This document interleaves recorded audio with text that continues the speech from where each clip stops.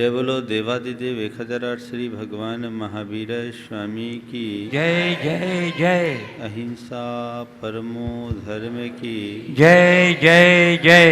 परम पूज आचार्य गुरुवर श्री विद्यासागर जी महाराज की जय जय जय। बोलिए परम पूज्य 108 मुनिवर श्री प्रमाण सागर जी मुनि महाराज की जय जय जय। परम पूज्य 108 मुनिवर श्री विराट सागर जी मुनि महाराज की जय जय जय।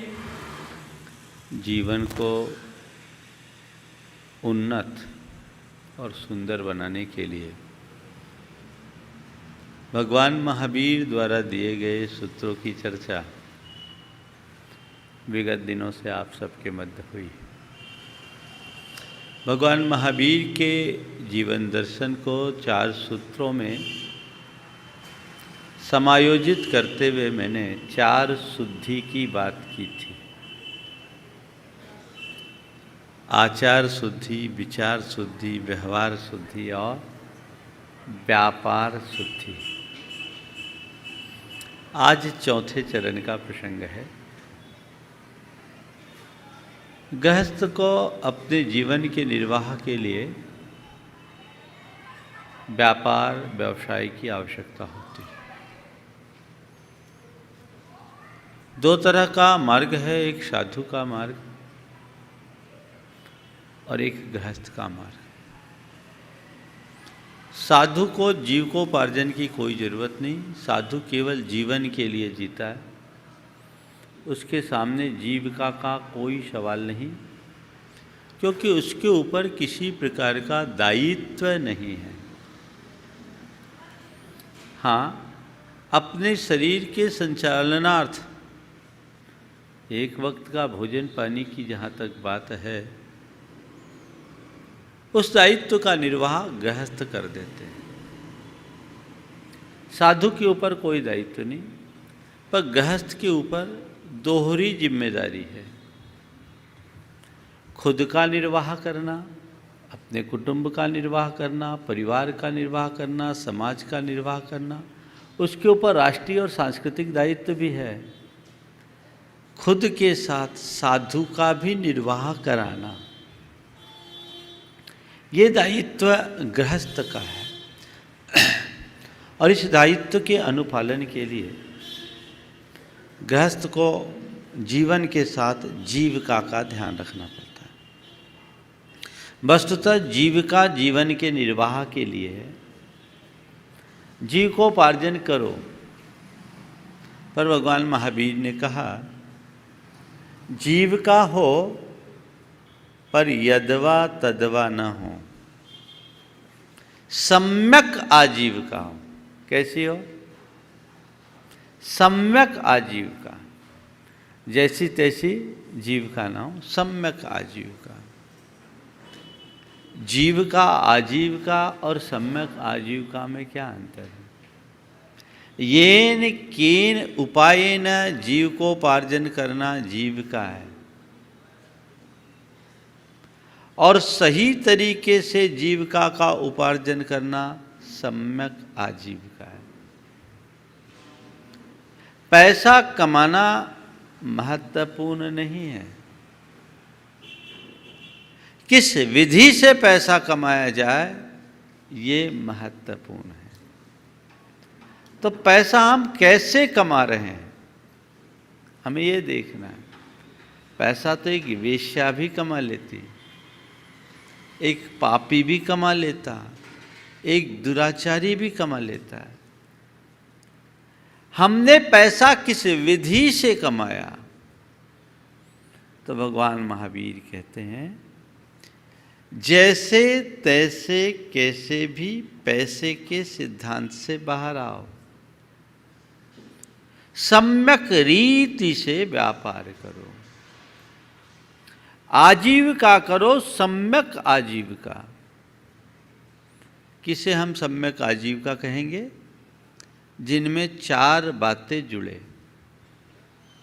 हिंसा मुक्त हो, शोषण मुक्त हो, नैतिकता युक्त हो, प्रामाणिकता युक्त हो। वो व्यापार हो जिसमें किसी प्रकार की हिंसा ना हो, शोषण ना हो, अनीति ना हो, अप्रामाणिकता ना हो। यदि ऐसा करके तुम व्यापार करते हो तो वो सम्यक आजीविका की श्रेणी में आती है। इससे उपार्जित अर्थ परमार्थ की सिद्धि में सहायक बनेगा, और इसे छोड़ करके चलोगे तो वो तुम्हारा अनर्थ कर डालेगा। जीविकोपार्जन के आज 4 आधार हैं: नौकरी पेशा, व्यापार, उद्योग और खेती। इन्हीं 4 से करते हैं। अब हम देखें इन 4 में मैं क्या कर रहा हूं, और जो कर रहा हूं वो सही कर रहा हूं या नहीं, थोड़ी सी समीक्षा करनी है, और खुद के सुधार का निर्णय मुझे लेना है। तब यह हमारी महावीर जयंती सार्थक होगी। सबसे पहले नौकरी की बात करता हूं। नौकरी में अहिंसा हो, नौकरी शोषण रहित हो, नैतिकता युक्त हो, प्रामाणिकता हो। चारों चीज में चारों बातें हमें देखना है, 4 कसौटी पर खरे उतरना है। तो नौकरी करो, कहीं भी नौकरी कर दो नहीं। आजकल तो ज़्यादातर लोग नौकरी की ही मानसिकता देखते हैं। पढ़ लिख कर मल्टीनेशनल कंपनी को ज्वाइन करना चाहते हैं। हमारे यहाँ कहा गया उत्तम वाणिज्य, उत्तम खेती, मध्यम बान, अधम चाकरी, दुख निदान। नौकरी को सबसे हल्के दर्जे पे लिया जाता था। समय बदला, सब कोई नौकरी की तरफ भाग रहे हैं। भागिए, मुझे भी उससे कोई गुरेज नहीं है, लेकिन कहाँ नौकरी कर रहे हैं। अभी एक युवक आया, उसके माता पिता साथ में थे। महाराज इसको आशीर्वाद दो, ये होटल मैनेजमेंट का कोर्स करने जा रहा है। हम बोले मैं तो कतई आशीर्वाद नहीं दूंगा। बोले क्यों महाराज? अच्छा है, इसमें बहुत स्कोप है। हमने कहा स्कोप तो है, पर थोड़ा समझा, ये होटल मैनेजमेंट करके जाएगा कहाँ? 5 सितारा 7 सितारा होटल में जाकर के मैनेजमेंट संभालेगा, और वहाँ के हिंसा का सारा पाप अपने सिर पर लेगा। तुमने सोचा नहीं? अरे महाराज, हमने तो इतनी गहराई से सोचा नहीं। काउंसलर ने बोला होटल मैनेजमेंट का कोर्स में स्कोप बहुत है, हमने निर्णय ले लिया। हमने कहा निर्णय लेने से पहले 100 बार सोचो। कहाँ भेज रहे हैं? नौकरी कर रहे हैं, किस कंपनी में कर रहे हैं? जो शराब बनाती है। नौकरी कर रहे हैं, किस कंपनी में कर रहे हैं? जो चमड़े का उत्पादन करती है। नौकरी कर रहे हैं, किस कंपनी में कर रहे हैं? जिसके मुर्गी पालन का काम है। नौकरी कर रहे हैं, किस कंपनी में कर रहे हैं? जो पेस्टिसाइड बनाती है। जहां हिंसा है उस कर्म से तुम जुड़ रहे हो तो ये जीवन का महा अनर्थ है। सोचना चाहिए। कई बार परिस्थितिवश किसी को करना पड़ता है, बाद में पश्चाताप होता है। मैं उदयपुर में था, एक युवक आया, बोला महाराज मैं घोर गरीबी में पला और एक होटल में अकाउंटेंट का काम करता था। महाराज जी 3 वर्षों से मैंने वहाँ अकाउंटेंट का काम किया, पर मेरा मन कचोटता है कि मैं गलत कर रहा हूँ, सब चीज़ पर मेरी मुहर लग रही है। महाराज आपके प्रवचन सुनने के बाद मैंने निर्णय ले लिया कि मैं अब वहाँ काम नहीं करूँगा। हमने कहा बहुत अच्छा निर्णय लिया है। हमने कहा आगे की? बोले महाराज आपकी शरण में, आपने कहा जो कल देगा वो कल की व्यवस्था देगा। मैं देखता हूँ, मैंने कुछ जगह अप्लाई कर रखा है, नौकरी मिले ना मिले। उसने क्या मज़ेदार कही, पेपर बेच करके अपना पेट भर लूँगा, लेकिन चिंता नहीं करूँगा। ये सोच। हालांकि उसका पुण्य था, जब उसने बताया उसी समय मेरे पास एक सज्जन आए थे, उनका काफ़ी लंबा चौड़ा कारोबार था। मैंने कहा देखो भाई, एक धर्मात्मा पर संकट आया, रास्ता निकालो। उनने उसको प्लेसमेंट दे दिया, आज वो सुरक्षित है। पर सोच की बात है, मन में बात बैठ गई कि जहाँ हिंसा वो कर्म मुझे नहीं करना, मैं पेपर बेच के काम कर सकता हूँ। अरे पेट तो एक ड्राइवर भी भर लेता है, एक रिक्शा चालक भी भर लेता है, लेकिन गलत तरीके से धन कमाकर हम कहाँ जाएंगे? ये समझ तुम्हारे मन मस्तिष्क में बैठ जाए तो कभी काम नहीं करोगे। तो मैं आपसे कहता हूँ नौकरी करो, देख कर करो कौन सी कंपनी का प्रोडक्ट क्या है। एक बहुत सूक्ष्म बात बता रहा हूँ, सॉफ्टवेयर के साइट पे ज़्यादातर लोग जाते हैं। सॉफ्टवेयर कंपनी में, आईटी सेक्टर में सबसे ज़्यादा स्कोप है। कंपनियां सॉफ्टवेयर बना रही है, किसके लिए बना रही है? मीट इंडस्ट्री के लिए, फिशरी के लिए, पोल्ट्रीज के लिए, या दुनिया के अन्य अन्य हिंसक उत्पादों के लिए। आजकल तो कैसे रेस्टोरेंट्स के लिए सॉफ्टवेयर बनते हैं।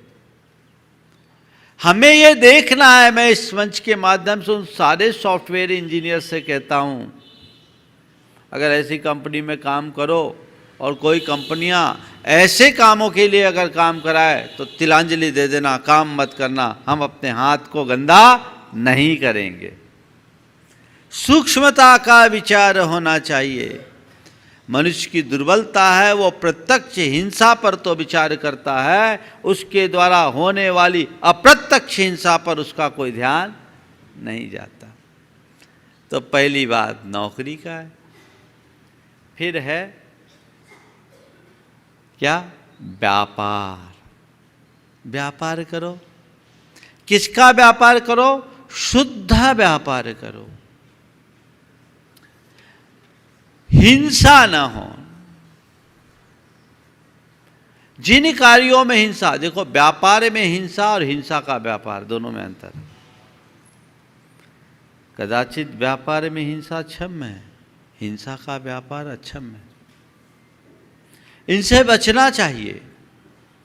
आजकल बहुत सारे ऐसे व्यापार है जिनका लोगों ने बिना विचार किए शुरुआत कर रहे हैं, लेकिन इसके परिणाम बहुत भयानक है। ये जीवन के लिए अनर्थकारी है। हमें इससे बचना चाहिए। हमें देखना चाहिए जो काम मैं कर रहा हूं, यदि उसमें हिंसा है तो उसका परिणाम क्या होगा। मैं जब अजमेर में था, एक दिन प्रवचन का विषय था धर्म और धंधा। तो उस दिन मैंने इस तरह के हिंसक व्यापार को दूर करने की बात की, हिंसक व्यापार से दूर रहने की बात की। 2 दिन बाद मेरे पास समाचार आया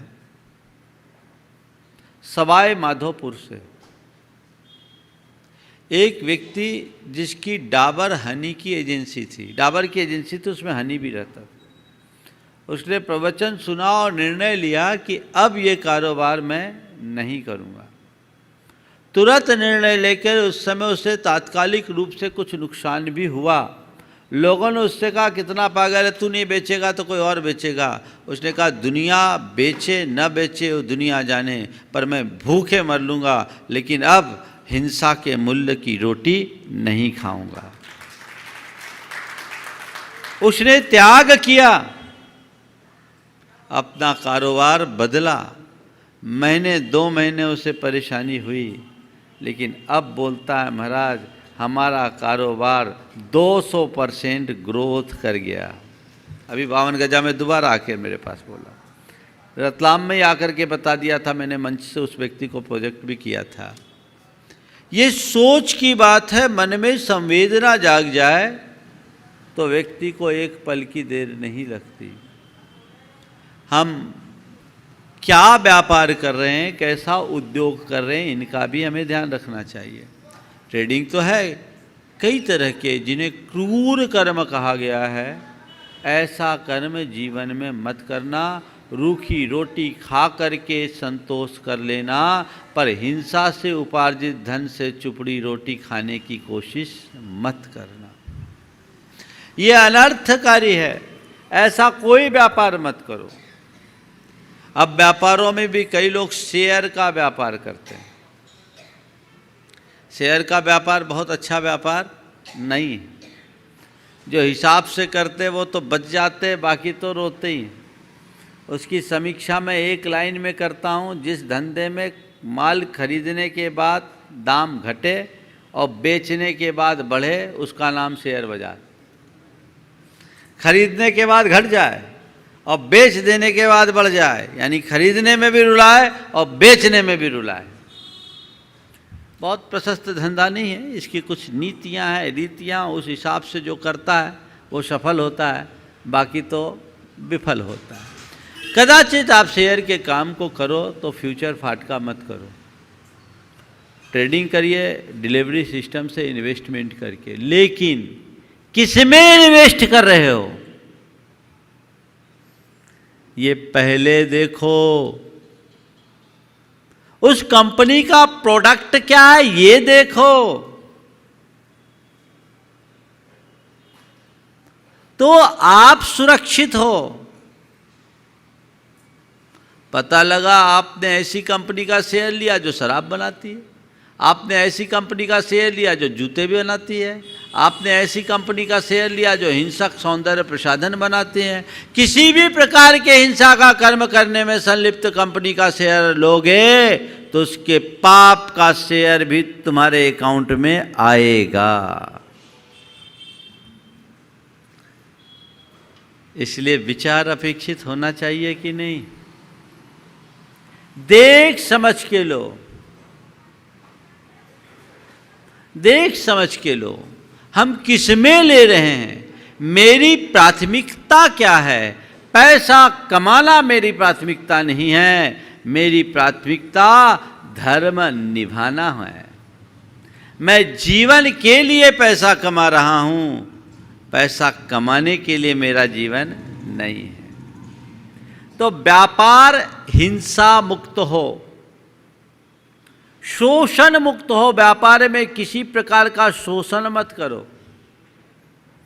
जो व्यापारी होते हैं वो दो तरह से शोषण करते हैं, एक तो अपने आश्रित कर्मियों का और दूसरा ग्राहकों का। आश्रित कर्मियों से काम ज़्यादा लेना, तनख्वाह कम देना, ये उनका शोषण है, और मौके का फायदा उठाते हुए जरूरत से ज़्यादा लाभ कमाना ग्राहक का शोषण है। शोषण कभी मत करना। मैं एक वाक्य कहता हूं, जो शोषण करता है वो खुद का पोषण नहीं कर सकता। शोषण करने से तीव्र अंतराय कर्म का बंध होता है। और आप थोड़ा अपनी दृष्टि दौड़ा करके देखिए, जितने बड़े धनपति होते हैं, जितने बड़े धनपति, उनकी भोजन की थाली जाकर देखिए, क्या खाते हैं, क्या खाते हैं, है ना। एक बार एक रसोइये ने थाली रखी सेठ के सामने, तो भोजन की थाली जैसे आई, सेठ ने जोर से चिल्लाया, ए रोटी में इतनी घी क्यों। रसोइया लौट कर आया, देखा हजूर गलती से मेरी थाली आ गई, गलती से मेरी थाली आ गई। क्यों नहीं खा पा रहे हैं। खाने का जी तो होता है, डायबिटीज है, मिठाई देख के संतोष कर रहे हैं। हार्ट पेशेंट है, पकवान को देख के संतोष कर रहे हैं। नौकर चाकर गुलछर्रे उड़ा रहे हैं, कुत्ते कार में घूम रहे हैं, सेठ जी बिस्तर पर पड़कर करा रहे हैं। कभी आपने विचार किया कि इसकी वजह क्या है। ये अंतराय ही तो है। सब कुछ होने के बाद भी उसका भोग न कर पाए, इच्छा होने के बाद भी भोग न कर पाना तीव्र भोगांतराय कर्म का उदय है। और ये अंतराय आया क्यों, ये व्यवधान आया क्यों। तुमने दूसरों के भोग में बाधा डाली, सो भोगो। पैसा तो आ गया, भोग नहीं पाओगे। दूसरों का निवाला छीनने वाला अपना पेट कभी नहीं भर सकता, ये सिद्धांत है। शोषण कहीं से नहीं होना चाहिए। किसी तरह का व्यापार करो, उसमें शोषण ना हो, अनीति ना हो, अप्रामाणिकता ना हो। अनीति मतलब छल कपट के साथ, धोखाधड़ी के साथ, विश्वासघात के साथ जो धंधा किया जाता है वो सब अनैतिक है। और वचनों को, कमिटमेंट को तोड़ दिया जाता है, वो अप्रामाणिक है। इनसे अपने आप को बचाइए। कोई भी व्यापार हो, देखिए कई तरह के व्यापार हैं। एक तो दुकानदारी का व्यापार, आजकल तो ट्रेंड बदल गया है। अब तो पारंपरिक व्यापार को छोड़कर दूसरे तरह का व्यापार है। कंसल्टेंसी का बिजनेस, सर्विस प्रोवाइड करने का बिजनेस, आजकल तो एक इवेंट मैनेजमेंट हो गया, सब व्यापार है। अब कंसल्टेंसी की कंपनी आपकी, आप कंसल्टेंसी दे रहे हैं तो किसको कंसल्टेंसी दे रहे हैं? सर्विस प्रोवाइड कर रहे हैं, किसको प्रोवाइड कर रहे हैं? इवेंट मैनेज कर रहे हैं, किसका कर रहे हैं? आप खुद समझिए, अपनी संतान को समझाइए। आपको केवल पैकेज दिखता है या पैसा दिखता है, और उसकी ओट की चीजें क्यों नहीं दिखती? कंसल्टेंसी किसको?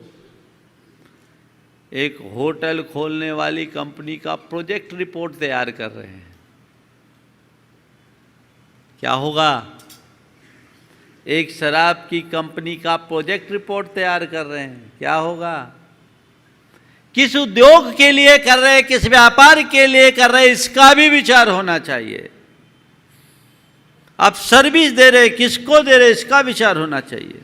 मेरे संपर्क में एक व्यक्ति गया का, संजीव सेठी, चार्टर्ड अकाउंटेंट है, बहुत अच्छी कंपनी उसकी। वो एक कंपनी का काफ़ी वर्षों से ऑडिट करता था, काम करता था, उसकी सारी फाइलें उसके पास थी। उस कंपनी ने पोल्ट्री फार्म कर दिया, खोल दिया।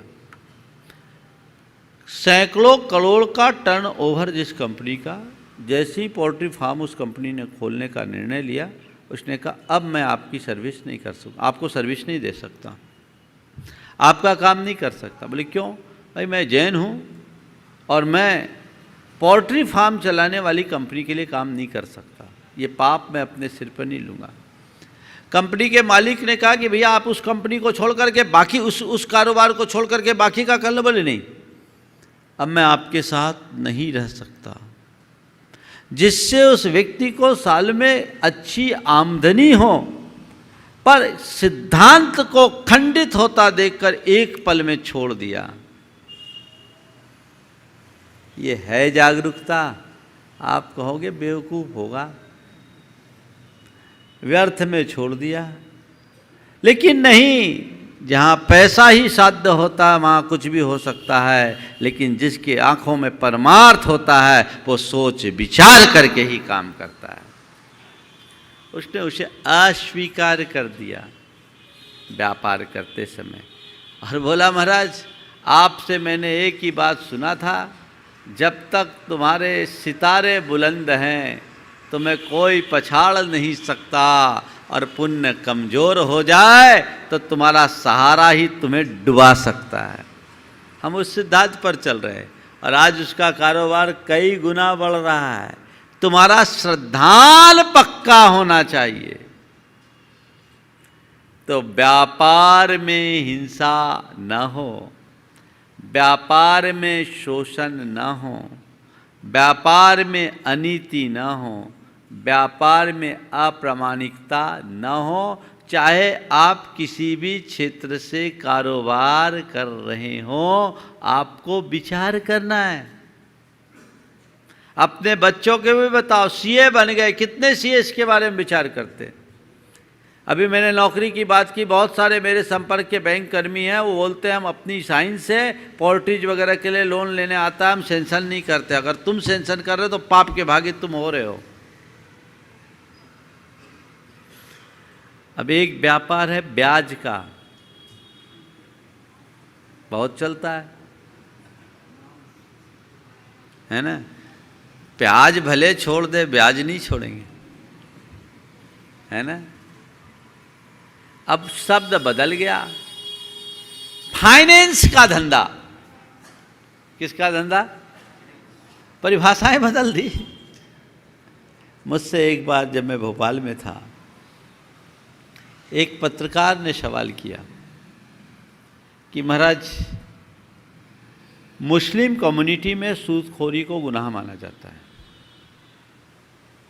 और जैन धर्म इतना अहिंसावादी धर्म है। मुस्लिम कम्युनिटी में सूदखोरी को गुनाह माना जाता है। जैन धर्म अहिंसावादी धर्म है, फिर भी जैनों के यहाँ ब्याज के धंधे का निषेध क्यों नहीं, जबकि ज़्यादातर जैनी ब्याज का धंधा करते हैं। मैंने कहा देखो, दो दृष्टियाँ हैं, एक शोषण और दूसरा सहयोग। जहाँ तक शोषण का सवाल है उसमें ब्याज क्या, जैन परंपरा में हर उस धंधे का निषेध है जिसमें रंच मात्र शोषण। पर ब्याज के कारोबार में अप्रत्यक्ष सहयोग भी है, कहीं कहीं प्रत्यक्ष सहयोग भी है। किसी को अपना कारोबार आगे बढ़ाना है, तात्कालिक कोई ज़रूरत है, आपसे उसने पैसा लिया, आपने दे दिया, आपके पास सरप्लस से दे दिया, उसके एवज में उसने कुछ इंटरेस्ट दिया, तो ये उसको सहयोग हो गया, काम चला दिया, उसने पैसा कमा के आपको रिटर्न कर दिया। किसी के घर में कोई विशेष आवश्यक हो गया, शादी ब्याह है और कोई प्रॉब्लम है, आपने दे दिया, आपके पास सरप्लस था तो आपने दिया, उसका काम चल गया। ये एक प्रकार की सहयोग मूलक दृष्टि थी और इसके लिए लोगों ने निषेध नहीं किया। पर ये तभी तक सहयोग के रूप में है जब तक ब्याज की दर निर्धारित मानकों के अंदर हो, उससे ज़्यादा ना हो। आज मुझसे आप पूछो तो मैं कहूँगा सबसे खराब धंधा। क्यों? सो सुन लो, धर्म की दृष्टि से भी और व्यवहार की दृष्टि से भी।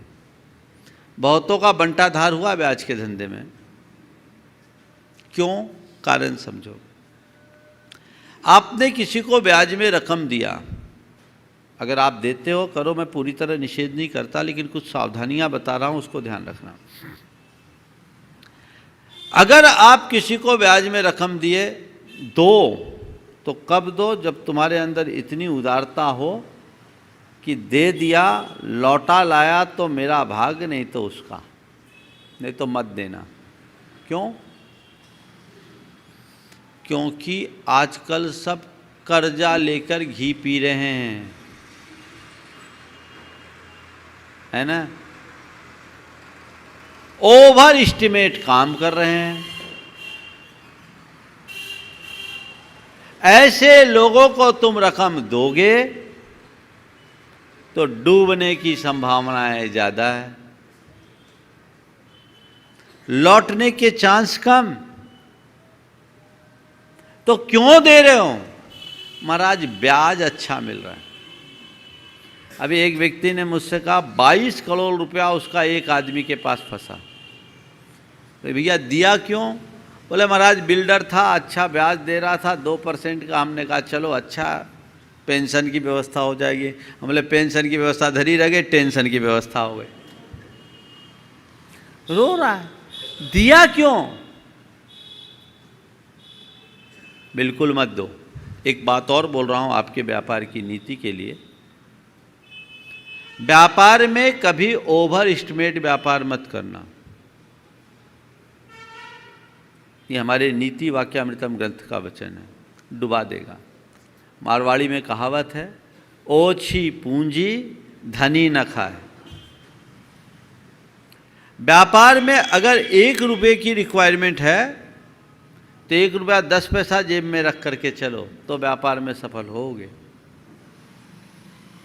1 रुपये की रिक्वायरमेंट है और 90 पैसे तुम्हारे पास हो तो रोते रहोगे। इसलिए कभी ओवर एस्टिमेट काम मत करो, और जो ओवर एस्टिमेट काम कर रहा है उसको दाम मत दो। ओवरलोडेड है, वो डूबता जहाज है, तुम्हें भी डुबा देगा। पुराने बुजुर्ग इन बातों का बड़ा ध्यान रखते थे। मैं जब छोटा था, किराना लेने के लिए एक दुकान पे गया था, गल्ला किराना सब एक ही दुकान से ले रहे थे। तो देखा उनका सेमी होलसेल का काम था। जिस दुकान में गया, मेरे सामने एक व्यक्ति आया, एक युवक आया, जो उनका नियमित उसकी दुकान थी, उनसे माल लेता था, एक कलम लेता था, एक कलम देता था। उनसे माल लेने के लिए आया, पुराना पैसा दिया, उनका बेटा उनको नया माल देने को जैसे आगे हुआ, पिताजी बुजुर्ग थे, मैं वहीं बैठा था, बोला इसको माल मत देना, इसको माल मत देना। बोले क्यों? बोले कल मैं इसकी दुकान, उस दुकान पे बैठा था, उसके पिताजी दोनों मित्र थे। बोले कल मैं इसकी दुकान पे बैठा था, इसने बहुत उधारी बांट दी है, इसको माल देंगे, अपना पैसा डूब जाएगा। हमने कहा ये व्यापारिक बुद्धि है। और तुम लोग क्या है, अरे कर्जदार है, चलो इसको नीड है, दे दो, अच्छा इंटरेस्ट देगा। क्या देगा? पेंशन की टेंशन। क्यों ऐसा काम करो? और आजकल तो एक गड़बड़ी और हो रही है, बाजार से कर्जा लेकर ओवरलोड होते हैं, बाद में सुसाइड करते हैं, सबका नाम लिख देते हैं, तो हवालात खाओ और रही सही कसर खत्म। अभी 2-3 घटनाएं ऐसी प्रकाश में आई कि जिसने आत्महत्या की और लेनदारों का नाम लिख दिया, लेने की देनी हो गई। ये कारोबार आज के समय में उचित नहीं है। हाँ, तुम्हारे पास पैसा सरप्लस है, जेन्युइन आदमी है, मांग रहा है, दे दो, ये सोच करके दो कि मैं सहयोग दे रहा हूँ, मेरे पास पड़ा है, चलो उसका काम आ जाए, वो आगे बढ़ जाए, मेरी कोई हानि नहीं होगी, उसकी प्रगति हो जाए। और प्रगति होने के बाद यदि वो लौटा देता है तो ठीक, अगर लौटाने की स्थिति में नहीं है तो तुम्हारा ईमान कहता है कि मांगने भी मत जाओ, मांगने भी मत जाओ। इतनी उदारता होनी चाहिए।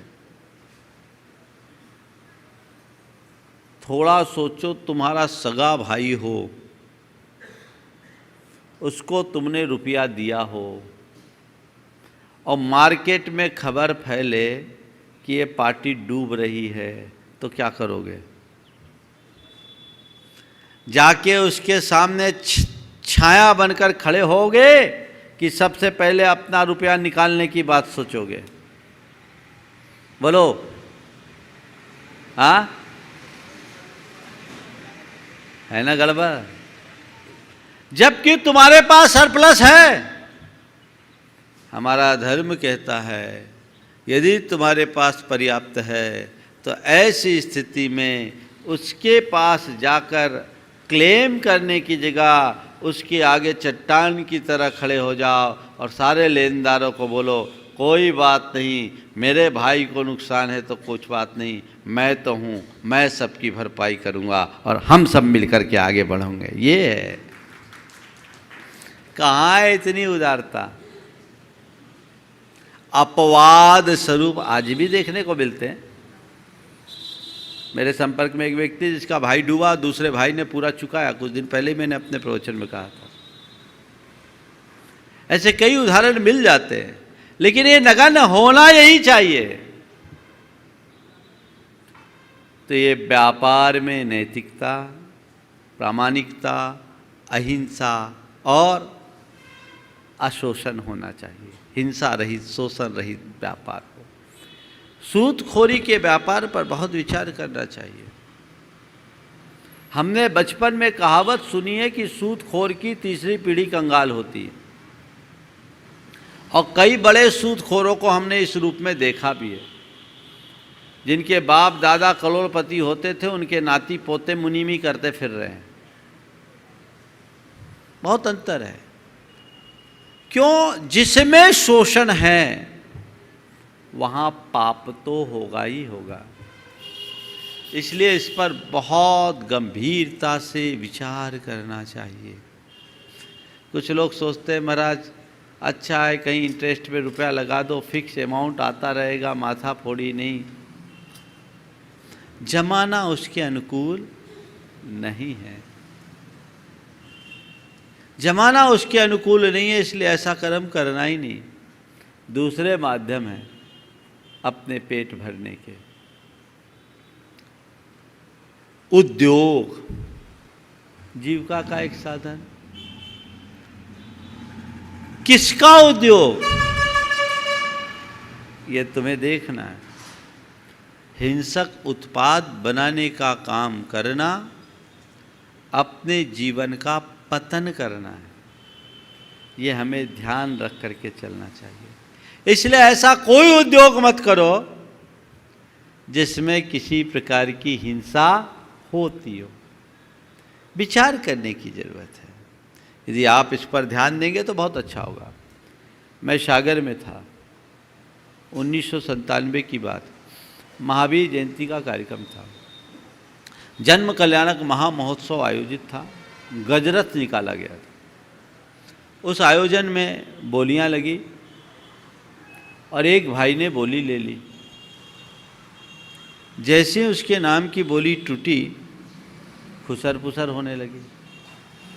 पहली बोली उसके नाम की टूटी और खुसर पुसर होने लगी। मैंने पूछा क्या बात है? बोले जिस व्यक्ति के नाम की बोली टूटी वो पेस्टिसाइड की फैक्ट्री चलाता। अब बोली तो टूट गई, मामला गंभीर और संवेदनशील था। मैंने चुपचाप से उसको मंच पर ही बुलाया। हम बोले तेरा अहोभाग्य है, भगवान महावीर के जन्म कल्याणक में प्रथम अभिषेक करने का और सौधरबिंद बनने का तेरे को सौभाग्य मिल रहा है। इससे बड़ा सौभाग्य और कुछ नहीं होगा। अब जिस हाथ से भगवान पर कलश करने के लिए कलश उठाएगा, अब उस हाथ से हिंसा का काम करेगा, कहाँ तक शोभा है? उस व्यक्ति ने कहा महाराज मुझे कुछ समय मिलेगा। बोले कितना समय चाहिए? बोले 2 साल। मैंने कहा 3 साल दिया। 3 साल दिया। उस व्यक्ति ने तत्क्षण निर्णय लिया और कहा कि मैं 3 साल के अंदर अपनी फैक्ट्री बंद कर दूंगा। और उस दिन की सारी बोलियां उसने ली और अपने द्वारा किए गए पाप के प्रक्षालन के लिए उसने अपनी 8 एकड़ की कीमती जमीन दी गौशाला के लिए और 8 लाख रुपया दिया और निर्णय पल में ले लिया। 3 साल का समय मांगा था, 1 साल में उसने अपनी फैक्ट्री को पेस्टिसाइड की जगह फर्टिलाइज़र की फैक्ट्री में बदल दिया और आज चल रहा है। उसका नाम है राजेंद्र चौधरी, सागर में। ये एक परिवर्तन, सागर की गौशाला उसके द्वारा दी गई भूखंड पर चल रही है। मन में बात बैठ जाए तो व्यक्ति निर्णय लेने में एक पल नहीं लगाता। और पैसा ही पैसा देखोगे तो भैया सोचते ही रह जाओगे। एक बात ध्यान रखना, तुम्हारे द्वारा जोड़ा गया पैसा तुम्हारे साथ नहीं जाएगा, ये तय है, पर पाप तुम्हारा पीछा करेगा, ये भी तय है। पाप तुम्हें माफ नहीं करेगा। तुम पैसा कमाओगे, तुम्हारे द्वारा कमाए गए पैसे का उपभोग तो तुम्हारा परिवार तुम्हारे साथ मिलकर कर लेगा, पर पाप का फल तो तुम्हें अकेले को भोगना पड़ेगा। ये तुम्हें निर्णय लेना है कि मुझे क्या करना है। विचार करो। खेती, चौथे नंबर की बात है ना। खेती खूब करते लोग। खेती करो। कैसी खेती करो? हमारे यहाँ कृषि कर्म को आर्य कर्म की संज्ञा दी गई है, पर कब? पारंपरिक तरीके से कृषि करोगे तब। आजकल खेती पूरी तरह हिंसक हो गई है, जिसमें खुल्लम खुल्ला कीटनाशकों का प्रयोग हो रहा है, पेस्टिसाइड और इंसेक्टिसाइड का इस्तेमाल हो रहा है। वो प्रकट रूप से संकल्पी हिंसा है। बेचने वाला भी हिंसा कर रहा है और वापरने वाला भी कर रहा है। बेचने वाले के लिए तो आजकल ये कहना, अरे ले जाओ, इससे एक कीड़ा नहीं बचेगा, बहुत पावरफुल है, गया सुपड़ा साफ। और वापरने वाला भैया ऐसा दो जो काम करे, एक ना बचे, उसका भी सुपड़ा साफ। होती है हिंसा। क्यों? हिंसा के मूल्य पर धन का उपार्जन क्यों? बंद कीजिए। यदि आप इस प्रकार की खेती करते हैं तो उसे बदलिए। निर्णय लीजिए, एक बात अपने गांठ में बांध लीजिए कि तुम्हारे द्वारा बोया गया बीज ही नहीं फलता, पुण्य भी फलता है। पुण्य फलेगा, बीज नहीं। और आज देख लीजिए, इतने इतने पेस्टिसाइड का प्रयोग करने के बाद क्या हो रहा है, कीड़ों का रेजिस्टेंस और बढ़ रहा है, फसल को जितना नुकसान पहुंचना हो पहुंच ही रहा है। अब फसल जहरीली हो रही है, माँ के पेट का दूध जहरीला हो गया, उसमें डीटीटी आ गए, घोर बीमारियां बढ़ रही। और ये विडम्बना, जितनी भी डीटीटी की कंपनी सब अमेरिकी कंपनियां, और अमेरिका में इस पर पूर्ण प्रतिबंध है, और भारत में धड़ल्ले से इनका प्रयोग हो रहा है। मैं तो आप सबसे कहूँगा, खेती करो, ऑर्गेनिक खेती करो, जिसमें कीटनाशक डालने का कोई काम ही नहीं है। अपने आप फसल सुरक्षित हो जाते। आजकल रासायनिक खादों का प्रयोग करने और कीटनाशकों का अंधाधुंध प्रयोग करने के कारण जमीन बंजर हो रही है। एक बार रासायनिक खाद डालने से जमीन की उम्र 5 साल घटती है, और एक बार देसी खाद डालने से जमीन की उम्र 3 साल बढ़ती है। परिवर्तन कीजिए।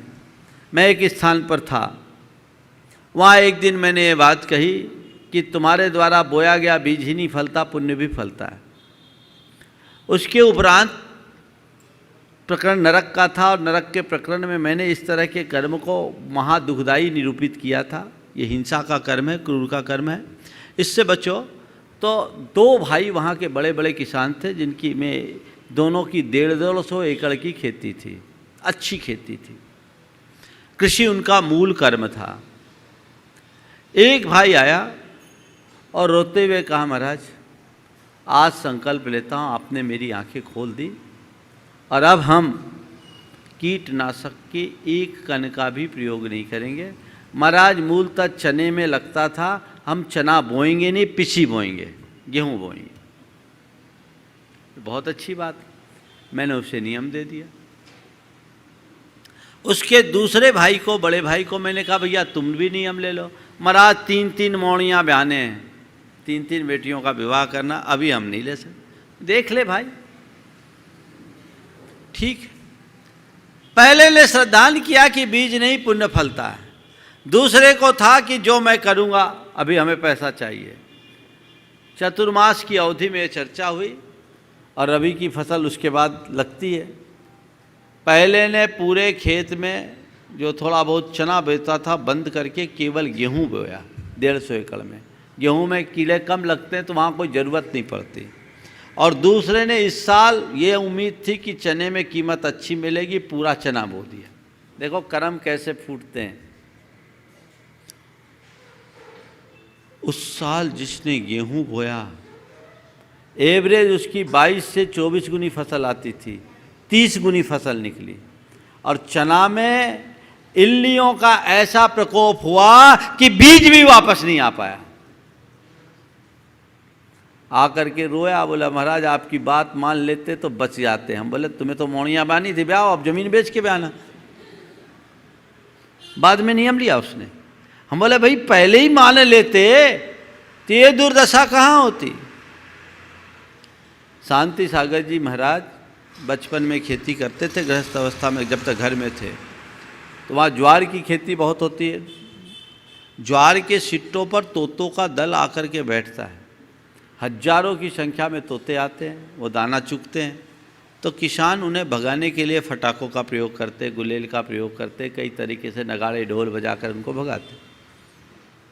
शांति सागर जी महाराज जब भी तोतों का दल आता तो उनकी तरफ पीठ करके बैठ जाते और पानी और रख देते, खाओ भी पियो भी। और पूरे इलाके में उनकी सबसे अधिक फसल आती। लोगों ने उनसे कहा ऐसा क्यों करते हो? बोला पक्षी अपने पुण्य का खाते हैं, मैं अपने पुण्य का खाता हूँ। तोते जितने दाने खाते हैं, पक्षी अपने पुण्य का खाते हैं, मैं अपने पुण्य का खाता हूँ। तोते जितने दाने खाते हैं, धरती उससे कई गुने दाने हमें लौटा देती है। ये सोच, अरे ये नुकसान न करे, ये नुकसान नहीं करे, वो कहाँ जाएंगे? प्रकृति पर उनका अधिकार नहीं है क्या? और इस पूरे वातावरण को शुद्ध करने में ये सबका योगदान है। सोच वैसी होनी चाहिए। अगर ऐसी सोच रखोगे तो जीवन में सफलीभूत होगे। आज आप सबसे मैं कहता हूँ कि पारंपरिक खाद जो ऑर्गेनिक खेती के रूप में देखी जाती है उसे बढ़ावा दीजिए।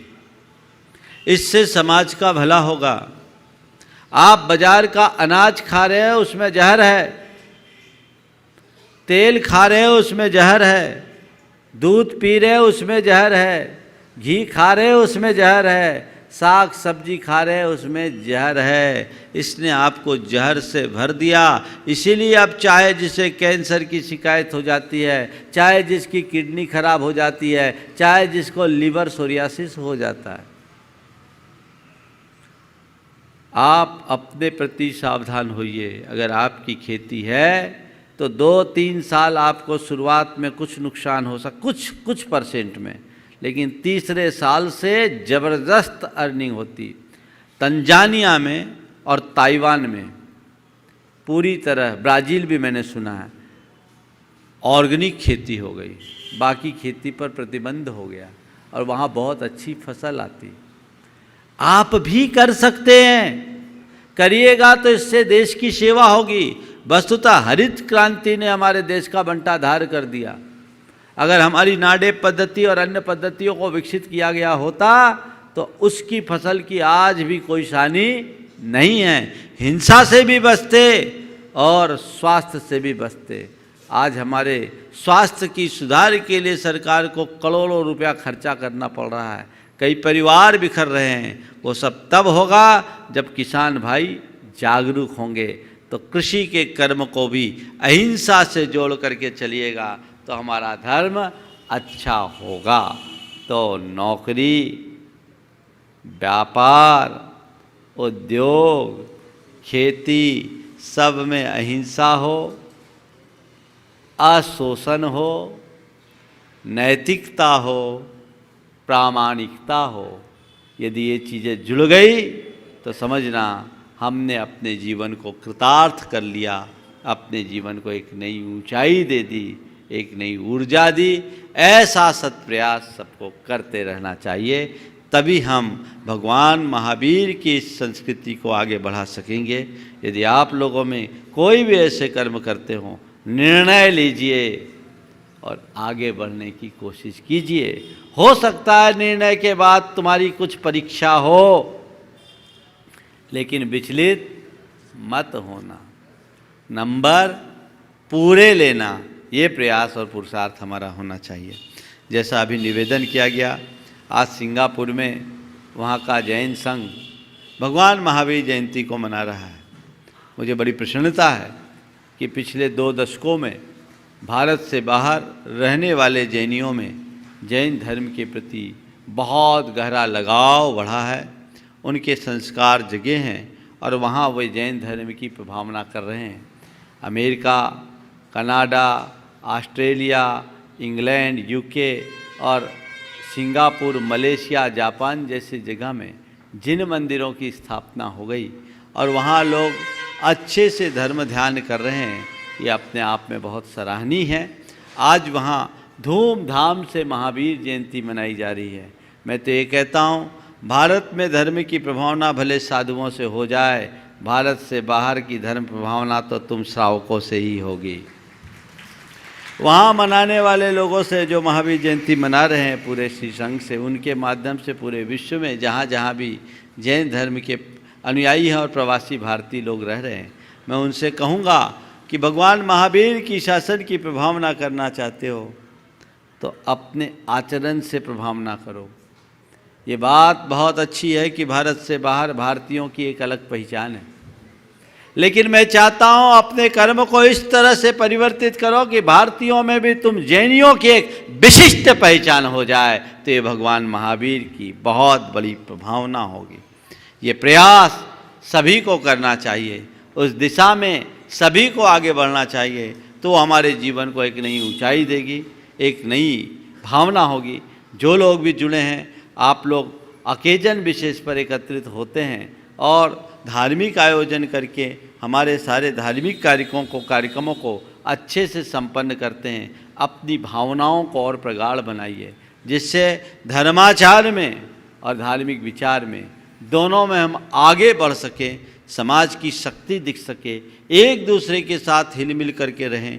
सामाजिक वात्सल्य आपस में दिखना चाहिए, साधर्मी वात्सल्य दिखना चाहिए, जिससे परस्परता, प्रेम, आत्मीयता और अपनत्व की भावना वृद्धिंगत हो, जिसकी वहाँ बहुत आवश्यकता है। संख्या में कम है, इसलिए एक दूसरे का साथ देना, एक दूसरे का साथ निभाना की भावना आप सबके हृदय में होनी चाहिए। यदि ऐसा होता रहेगा तो बहुत बहुत आप सबके जीवन में भी लाभ होगा और धर्म की प्रभावना भी होगी।